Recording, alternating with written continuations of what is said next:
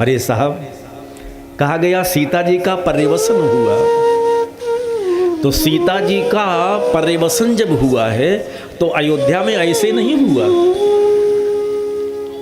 दरबार लगा था राम जी का और वहाँ के मजिस्ट्रेट राम जी ही हैं। तो एक मुकदमा लिखाया गया कि ये सीता लंका में इतने दिन रही और फिर राम जी ने उसे स्वीकार कर लिया।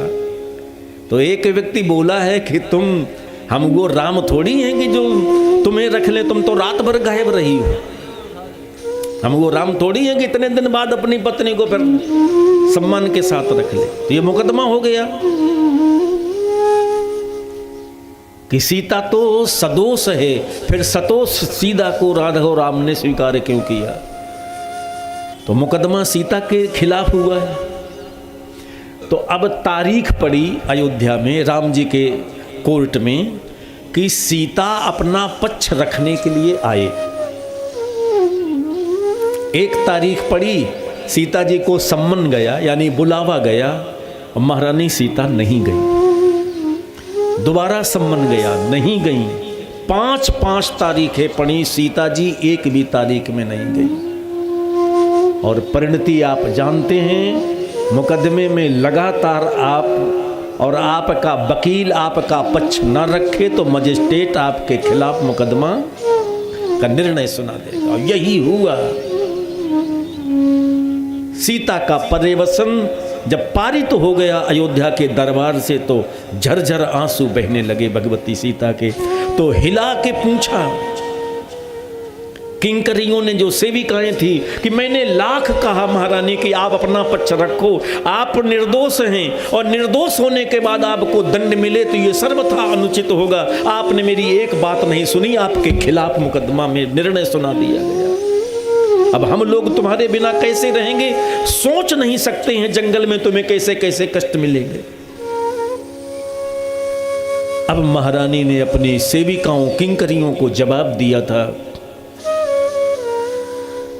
मैं निर्दोष होती तो दरबार में जरूर जाती। तो क्या आप में भी कोई दोष है? हाँ, मुझ में दोष है। क्या दोष है? कि जब मैंने अपने स्वामी से कहा था कि ये मृगचर्म मुझे बहुत अच्छा लगता है, आप ये मृगचर्म मेरे लिए ला दो। तो कुछ देर बाद मुझे लगा, आवाज सुनाई पड़ी कि मेरे स्वामी घोर संकट में हैं। तो मैंने अपने देवर लखन को दबाव दिया कि तो उनकी रक्षा के लिए वो जाए। तो जब मेरे देवर लखन ने मुझे मना किया तो उस निर्दोष लक्ष्मण पर मैंने दोष दृष्टि रखी थी। इस प्रकृति में तो न्याय होता है। जो जो मैंने आक्षेप अपने अंतर मन में बुने थे लक्ष्मण के लिए, वो लक्ष्मण निर्दोष था।